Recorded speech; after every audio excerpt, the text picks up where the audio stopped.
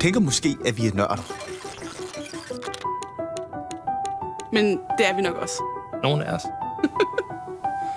De fleste af os er autister. Det er der jo mange, der mener, at Mozart også var.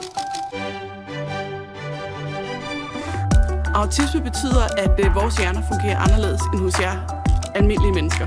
Vi kalder jer neurotypiske. Men der er mange forskellige slags hjerner. For hjerner er komplekse, og vores anderledeshed gør os sårbare i samfundet, som det ser ud i dag. Det vil vi gerne lave om på. Det vil vi lave om på. Her bliver vi kaldt specialister. Specialister? Men alligevel har 80% af os ikke et arbejde.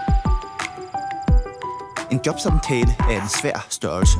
Også for autister. Men altså mest på grund af spørgsmål som, hvor ser du dig selv om 5 år? Hvor ser jeg mig selv om 5 år? Vi har helt sikkert en lidt anden måde at se verden på. Men det er også vores styrke. Min abstrakt visuelle tænkning gør mig i stand til at finde forbindelser mellem de kasser, som andre tager for givet.